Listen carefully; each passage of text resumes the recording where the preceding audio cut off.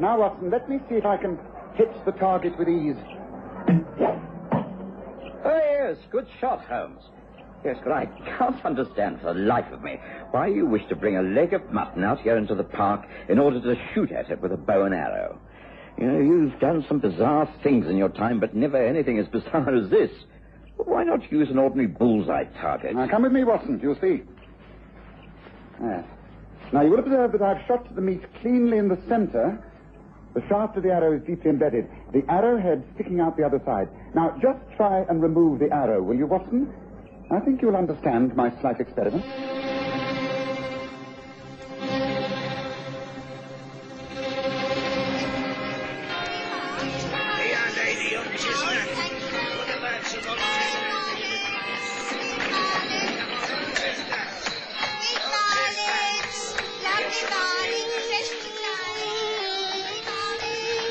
We present the stories of Sherlock Holmes.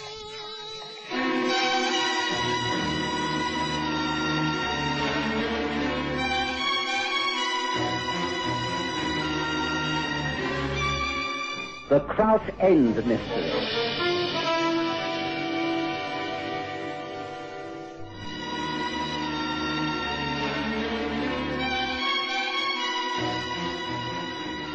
Over the years, I'd grown used to Sherlock Holmes' strange ways. I'd learned that he never did anything without a good reason. All the same, I was quite amazed one early morning in the month of May, 1893, to be asked to accompany him to Regent's Park, where he quietly indulged in an archery practice. I knew he was a keen toxopholite, but could not understand why he should practice on a large leg of mutton. It didn't make sense. Well, try to extract the arrow, Watson. You're a strong man. Very well. Anything to humor you, Holmes. Well, I must admit it's extremely hard. I can't pull the arrow out. Right. Now, try pushing the arrow through and pulling from the other side. Yes, it's considerably easier. It comes through quite cleanly. The feathered flight gives no trouble. Exactly. Now, observe the marks that it's left, small and round. Now, as a medical man, would you not say that this could be a bullet wound? The bullet passing right through the limb? Yes, I suppose it could. Yes, I suppose so. Good. And that's why I've conducted this small experiment. We can go home for breakfast now, Watson. Very well. What a strange way to start the day. Yes, and I fancy there'll be stranger things to follow. It all has to do with the mystery down at Burnham on Crouch, of course. Well, come, let's leave before we start attracting attention. This way. Oh, sounds like a visitor, Holmes. You expecting anyone? I think it'll be Carter of Scotland Yard. He's engaged upon the Burnham on Crouch case. I've been advised that he wishes to consult me. Mr. Carter, sir, says he has an appointment. Oh, very good, Mrs. Hudson. Show him in, please. Yes, sir. This way, please. Thank you. Morning, Mr. Holmes. Good morning, Dr. Watson. Good morning. Do come and join us. Just a light breakfast. Thank you, but I've already had an early meal at the hotel where I stayed overnight. I came uptown from Burnham on Crouch to report to Scotland Yard, but thought I'd like a word with you first. And what have you to report? Total failure, I'm afraid. I'd hoped to impress Inspector Lestrade, but I've got nowhere. You've been informed of the case, Mr. Holmes. I've read all the available evidence, including the report of the inquest, very carefully. I believe there was a tobacco pouch found near the body. Did that tell you anything? It belonged to the dead man, sir. The initials were stamped on it. It was made of ostrich leather, and that fits. He lived at Oatsworn in the Cape, South Africa, for many years. He was a heavy smoker? Not according to his wife. We couldn't find a pipe, for instance. Odd. I only mentioned the pouch because that seems the only tangible piece of evidence so far. Is this a new case of murder, Holmes? Oh, I do beg your pardon, Watson. I'd forgotten that you know little of this. Take some coffee, Carter, and go over the case for us. I shall be none the worse for hearing the sequence of events once more. Just give me the essentials. Very well. I have my notes here. Now, yes. This is the rough career of one Nathan Savage. Born about 50 years ago and lived the life of an adventurer. Worked an ostrich farm in South Africa and prospected for gold out there. Made and lost several fortunes. Yes, about 5 years ago, he retired to Burnham on Crouch to an estate called Crouch End, where he lived with his wife. He died in mysterious circumstances a few days ago in the grounds of his home. An absolute enigma. At times strict and puritanical towards his wife and others, and other times a drunkard who had the power of evil in him. An extremely unbalanced and dangerous man. Quite. He was feared by everyone, known on the gold fields as Mad Nat Savage, and lived up to the name. Crouch End, he was loathed and avoided by the local people. He lived the life of a recluse. He had a small one-roomed cottage built by the stream in his garden, and no one, not even his wife, was allowed to enter it. It was his hideaway and furnished with the personal effects of all his travels. Curtains were always kept closed. He had no visitors. Savage lived alone there. Yet at the inquest, Bob Leggett, a local farmer, gave one of the few positive bits of evidence we have to go on. He said... Oh, it were about 1 o'clock in the morning. I'd been up attending a sick cow and I took a short cut along the back lane to my home. You can see that hideaway cottage from the lane and there was a light on. I saw shadows across the curtains. Magnet weren't alone. There were another man in there with him. I could see the outlines of them very clear. The other fellow were bearded. And they were arguing something terrible. Oh, but that were on the Monday. Savage didn't get himself killed until Wednesday, so I suppose it don't mean much. But he did have a visitor with him on Monday night, and that's a fact. All the same, it might be significant. Don't you agree, Mr. Holmes? Every detail, however unimportant, is significant. An unknown visitor to a forbidden spot is most interesting. But do continue. Well, come the Wednesday, Savage went into one of his blackest moods. His wife, Grace, told the court about it in the frankest manner. She said... I knew those moods. He was a drunken wild beast who roamed the grounds of the house looking for trouble. I locked myself in the upstairs room all day. At night, I came down to get food. I could see the light in his cottage. It was quiet. I thought he was in a drunken sleep. I went to bed and locked the door. At about 2 in the morning, I heard terrible yelling. Oh, I did the sensible thing. Pulled the blankets over my head and tried to ignore it all. Early the next morning, I went out. The door to the cottage was open. I went down the path towards the stream, and well, there, by the wooden bridge, he was lying on his back. I thought he was still drunk till I saw the blood on his chest. I just turned and ran, raised the alarm, called the police, and, well, that's all I know. I swear to you, that's all I know. I was called in. I inspected the grounds and the cottage. Never been in such a strange place, filled with trophies, books, maps, and a clutter of bottles. Smelt to high heaven. Flies all over the bed. Horrible. Yes, it must have been. But you haven't yet told us how this man Savage died. Well, I'm coming to that. It's baffling. For it seems that there was a bullet wound went right through his chest under the heart, but no bullet. Just a small hole. And no one heard shooting. Police surgeon says he'd never seen anything like it. Yes, so he was shot by a bow and arrow, Carter. Now you see the reason for my morning exercise in the park, Watson. Bow and arrow? How could you be sure of this, Holmes? Well, I can't, until I viewed the body and visited the scene of the crime. But from the nature of the wound, I thought it the only possible explanation. But there was no arrow found. Yeah, well, there couldn't be if the murderer wished to cover his tracks. Now, may I make a suggestion? By all means, Mr. Holmes. Well, then I propose that you do whatever reporting you have to do to Scotland Yard, and we catch the 12:30 train to Burnham on Crouch. If I remember, such a train has a dining car. Shall we risk the Eastern Line's luncheon? What do you say, Watson? Can you manage that? Oh, and we'd better take overnight bags, just in case. As usual, I could not refuse a trip with Sherlock Holmes. And after an hour or so's hasty rearrangement of my affairs, I was at the station in time to join him and Carter on the journey. It was uneventful and quite pleasant. We took a carriage from the station to Crouch End, where we met the widow of the dead man. She was a hard-looking woman, but quite charming, and was soon telling us of the years of hardship and ill usage which she had endured. My husband created havoc wherever he went, Mr. Holmes. Towards the end, everything he touched seemed to turn evil. I do confess, if I have any feelings left, they're those of relief rather than sorrow. I've said it. I've nothing to add. But just one question before we ask to see your husband's hideaway cottage. I understand there was a large knife found near the body. Have you identified it as belonging to your husband? Indeed I have. What he was doing with it out there, I cannot say. Must have intended using it on someone, but he was stopped in time, thank heavens. Perhaps he was killed in self-defense, who knows? Yes, who knows. But it's our duty to find out. Now, Carter, will you be good enough to lead the way to the cottage? Thank you, Mrs. Savage. The cottage was, as Carter described, filthy and incredibly neglected. I could tell that from outside. Carter was about to insert the key into the door when he stopped. Hello. Someone's been tampering with the lock. Someone's been trying to force this window. Whoever it was failed to gain entry. Yes, we'll open up, Carter. Nothing has been touched, I take it? Not since I was here last. Oh, good. I shall take the best part of an hour to examine this place. And I must go over the grounds, particularly to the spot where the body was found before dark. Yes, it'll take longer than I thought. Perhaps you can find an inn nearby where we can rest for an hour or two. I'm afraid we shall have to stay over, Watson. If someone tried to break in here last night, then the odds are that he or she will have another attempt this evening. I think we must be here to receive the intruders, don't you think? I'm agreeable to any plans you make, Holmes. Good, then please leave me. I prefer to work on places like this alone. Give me an hour, just 1 hour, that's all. Thank you, Carter. Holmes took well over the allotted hour to complete his examination of the hideaway cottage and the surrounding grounds. He even ventured into the neighboring fields and appeared well pleased to discover it hadn't rained in those parts for some weeks, and the set of horse and cart tracks that led to a small copse were fresh and clear-cut. We then paid a visit to the local mortuary and inspected the body of Mad Nat Savage. I'm used to seeing death, but it wasn't a pleasant visit, and I found myself agreeing with Holmes regarding the cause of death. By the time we got to the Hare and Hounds Inn, it was quite dark.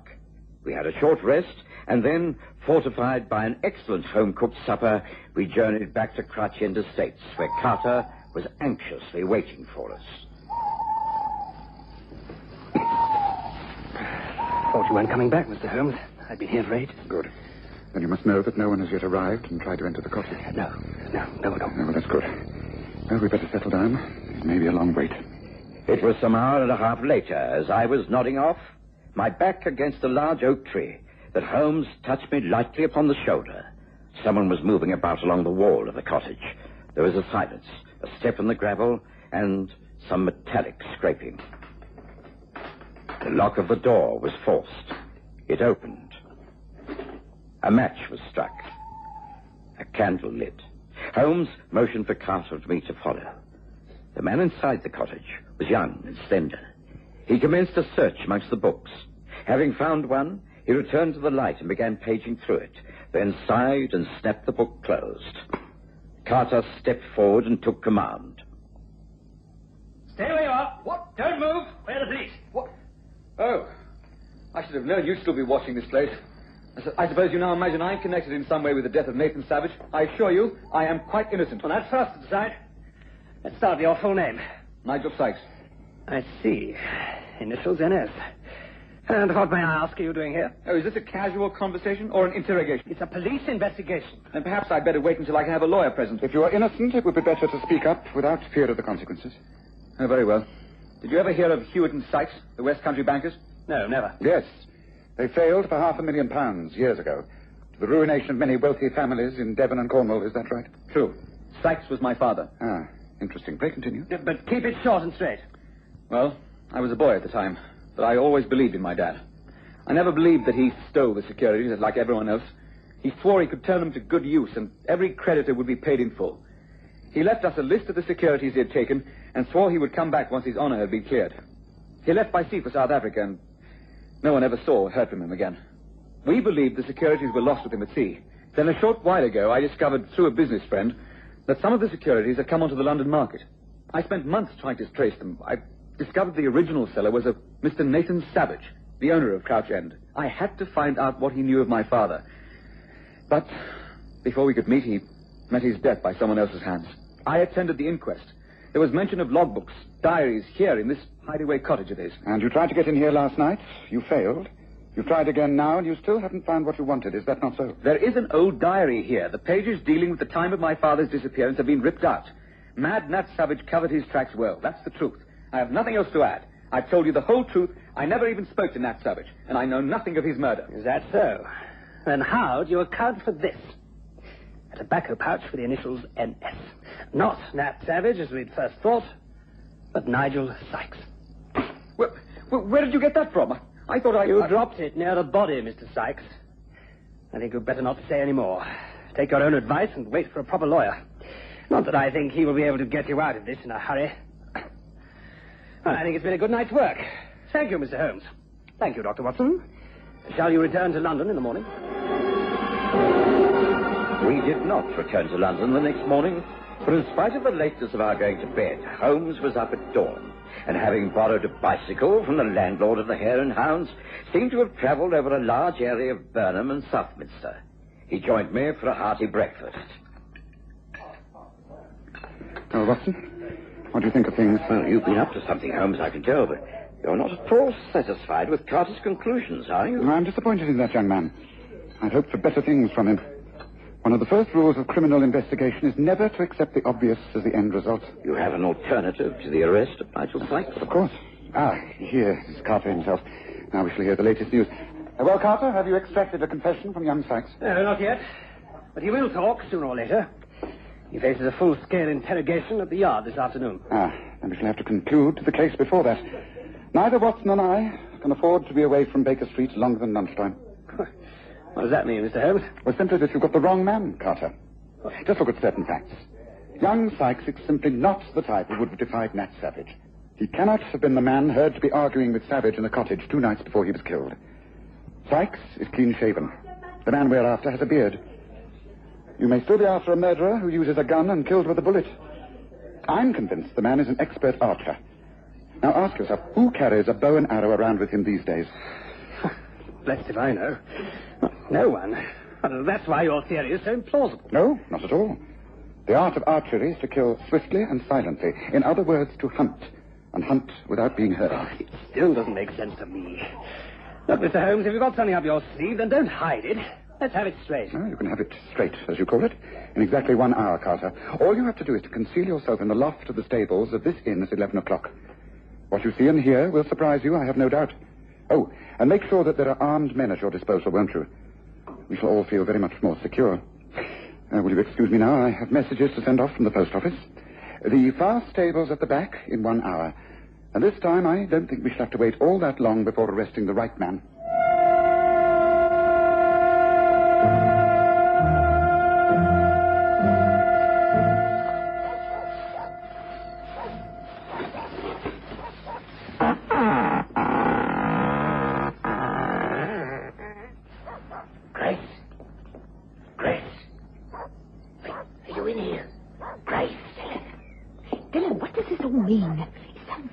Why had we got to meet like this? I thought we agreed not to see each other till it was all over. What do you mean? I got your notes. You asked me to come here. I'd never have taken this risk otherwise. I didn't send for you. You sent for me. But this is ridiculous. I've your notes here with me. I sent no note, I tell you. Then what does... Someone's discovered something. It's a trap. Come on, let's get away from here. Quickly. Quickly now, quickly. Move if I were you. There are men surrounding the stables and up there in the loft. Oh, what the devil? Get out of my way. Call him, Watson. Carter, call your men. Bar the door. Stay where you are, both of you. There's no way out. I demand to know the reason for this. We'll give you every reason if you can explain your relationship with Mrs. Savage. Just what is your name, sir? Find out. His name is Dylan Drew. He was no partner of Nat Savage's long ago in South Africa. Before Savage married Grace and came back to this country. Isn't that so, Drew? You are the man who befriended Nigel Sykes' father and made an enemy out of Savage. You are the bearded man who dogged Savage for weeks and then cold-bloodedly murdered him. No, it wasn't like that. He did it to save me. Dylan killed Nat when he saw he was about to attack me with that hunting knife. He was mad with drink and accused me of betraying him. I'm the one that would have been dead if Dylan hadn't shot him. Shot him with a bow and arrow, correct? Well, you seem to have it all worked out, mister. Yes, that's how I killed Mad Nat. I didn't murder him. I killed him. Grace is right. I did it just in time. Someone should have done it years ago. He was evil all the way through.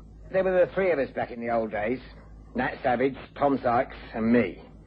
Sykes had securities and was about to make a great deal of money from them out in South Africa. Then he disappeared. I found out later that Mad Nat had stolen all his possessions and had him killed. I got proof of that eventually by tearing pages out of Nat's diary. I kept them. Nat disappeared, then I started the long search after him. You knew he'd come back to England and buried himself somewhere in the country. Might I suggest that you aspired to the life of a gypsy, travelling by horse and caravans through the southern counties, earning a living as a tinker and poaching game and fowl by the use of a bow and arrow. Old-fashioned, but extremely effective. You have it all worked out like I say, yes. That's about it. Then I found him here. It was an old score I had to settle. I tried to squeeze money out of him. Threatened to expose him for what he was, a cheat and a murderer. He promised payment, but I knew he wasn't to be trusted. I rested my caravan in a nearby clearing in the woods and watched him night and day. Then he went wild, got drunk and ran berserk, Grace heard him, came down and tried to calm him. He went after her with a knife. As he chased her across the bridge, she stumbled. He was standing in a patch of moonlight as he raised the knife to strike. I took aim. I couldn't miss. It's exactly as he said. I was about to be killed. I pushed the arrow right through him. Washed it clean in a stream. Strange. It was over so quickly, and he hardly made a sound. We agreed to leave the body to be discovered later. It gave me good time to get myself and the caravan out of the district. We agreed not to meet for some time until the scandal had all died down, and I reckon we'd have got away with it if it hadn't been for this trick of forcing us together. How did you manage to trace me? Put all this together? Elementary. You left clear tracks of your horse-drawn caravan. If you were implicated, you would not take the chance of remaining alone for long. You thought you'd find safety in numbers, so you joined up with a camp of genuine gypsies. They're outside Southminster at this very moment. I traced them. I made inquiries about you and left a note that I was sure would bring you back here. I sent a similar message to Mrs. Savage. It was the only way I could effectively get a confession out of you. Yes, I think the rest is up to you, Carter. I'm sure you'll handle it without further help from me. Well, shall we go, Watson? We can catch that lunchtime train as planned.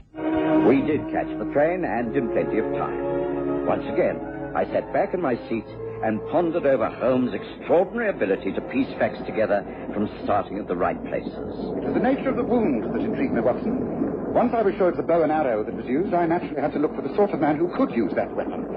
It had to be an old-timer, not a youngster like Nigel Sykes. Yes, but Holmes, there's still that wretched tobacco pouch. Sykes will have a bit of explaining to do there. You see, he did go to Crouch End on the night of the murder, and he found the body. His were the screams that people heard in the dead of the night. Unfortunately, he dropped the pouch. If we hadn't traced Dylan Drew, that might have landed him in the dock. As it is, well, one wonders just what he'll do with what's left of his father's securities. Interesting speculation.